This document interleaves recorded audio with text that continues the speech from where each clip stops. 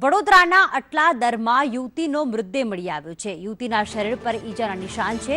યુવતીની હત્યા કરાઈ હોવાનું અનુમાન લગાવવામાં આવી રહ્યું છે। વડોદરાના અટલાદરની આ ઘટના કે જ્યાં એક યુવતીનો મૃતદેહ મળી છે।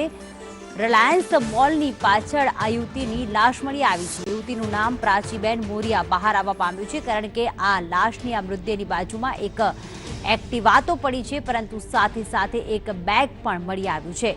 યુવતીને મારીને નાખી દીધી હોય તેવું અનુમાન લગાવવામાં આવી રહ્યું છે।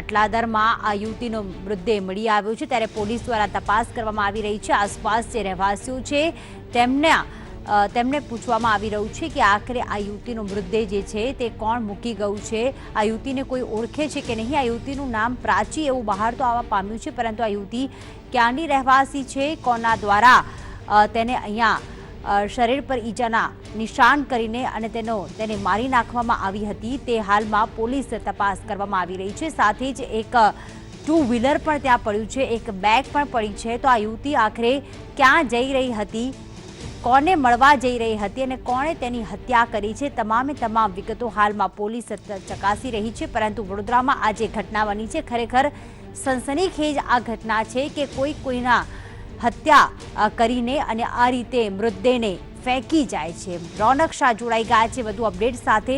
રોનક, જણાવશો સમગ્ર વડોદરામાં જે સનસનીખેજ આ ઘટના બની છે, હત્યા કરીને યુવતીની લાશને ફેંકી દેવામાં આવી, શું વધુ અપડેટ છે? પોલીસ તપાસમાં શું બહાર આવ્યું છે?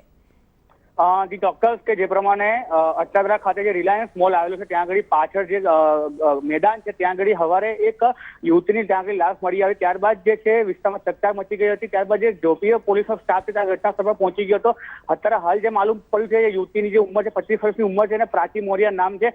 પ્રાથમિક માહિતી એવી છે કે છોકરીને આના શરીર પર જે ઈજા હોવાથી એને બીજી કોઈ જગ્યા પર મારી નાખીને અહીંયા આગળ એની હત્યાની લાશ અહીંયા આગળ મૂકી દેવામાં આવી। અત્યારે પ્રાથમિક અનુમાન છે। અત્યારે હાલ જે યુવતીના જે મિત્રો છે એની અત્યારે હાલ જે પૂછપરછ કરવામાં આવી રહી છે અને પોલીસના ઉચ્ચ અધિકારીઓ ક્રાઇમ બ્રાન્ચથી માંડી ડીસીપી ક્રાઇમ અત્યારે હાલ જે ઘટના સ્થળ પર આવી પહોંચ્યા છે। અત્યારે તપાસ કર્યા બાદ માલુમ પડશે કે છોકરીની હત્યા થઈ છે કે આત્મહત્યા કરવામાં આવી છે। બિલકુલ, વધુ અપડેટ માટે રોનક આપના સંપર્કમાં રહીશું।